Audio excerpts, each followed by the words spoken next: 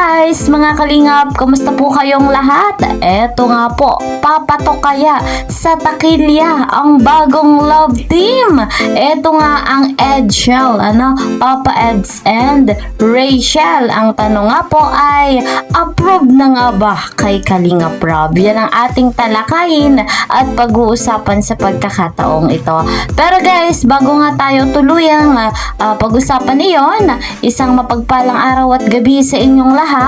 Nasa ibang bansa man narito kayo sa Pilipinas. Shoutout po sa mga solid supporters ng Team Kalingap, solid supporters na hindi po nangiiwan. Ayan, mga bigating sponsor. Gayon din po sa samahan ko sa Kalingap Reactor Partner. Mega love shoutout kay Kuya Val, Ate Edna, Kalingap Rob, Madam Jackie Tapia.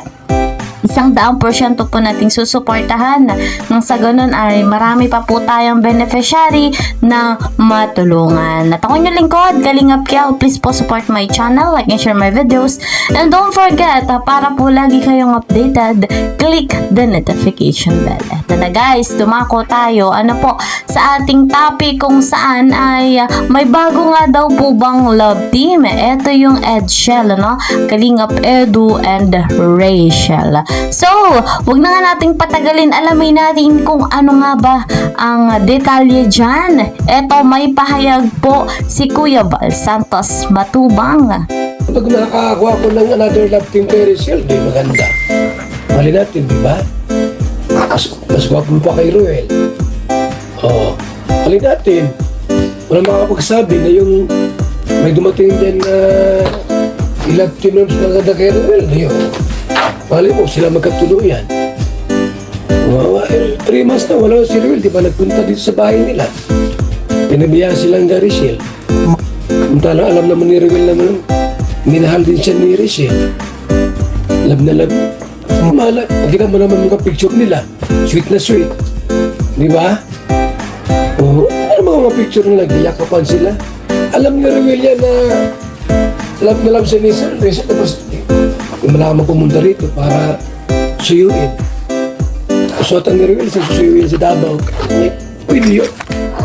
Ang babae yung ikaw ang unang magpunta rito, ikaw manuyo. Ganun yun. Mamaya pag may kalabtong si Rachel, magsisilos ka. Ruel. Baka sa mga vlog na yan, may kalabtong na, baka magsilos ka niyan, mawawala ka. Ikaw naman nagsalanan. Hindi mo sinusuyo si Rachel, kita mo kung lalaki. Kaya ang love na love niya si Rizzy, papunta yan dyan. Pag hindi, wala yan. Pag-aasa. Wala pa kong love team yan. Kalingap Rob, yung pinasan mo, wala nang pag-asang bumalik kay Rizzy. Mabuti pang hanapan mo ng ka-love team yan para may vlog tayo. Trending yan. Si Ido, love team mo. Ayaw na ni Jency kay Ido. Hindi. Ilapin mo si Ido kay Rachel. Ayaw na ni Ruel kay Rachel. Hindi si Ido na.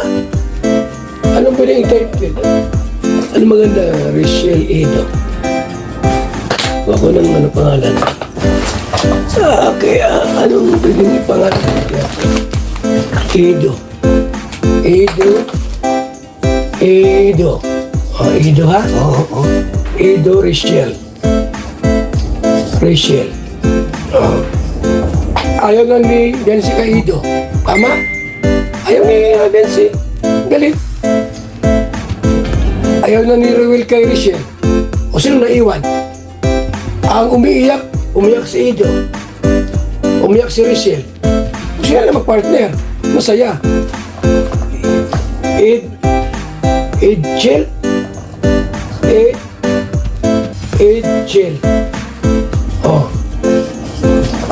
Edshel, Ido, Rachel. Edsi, Rochelle. Wala na Rochelle. Wala nang Edsi. May bago. Edshel. Kala nyo kayo lang masaya? Magsisisi kayo. Yan ang bagong love team natin. Ido, Rachel. Edshel. Pambira yan, malakas yan. Alam niyo, goodbye Edsy. Goodbye Rochelle. May bago Edsel na, oh. So guys, mga kalingap, malinaw naman na si Kuya Val ay good vibes yung kanyang ginagawa, yung kanyang topic, po.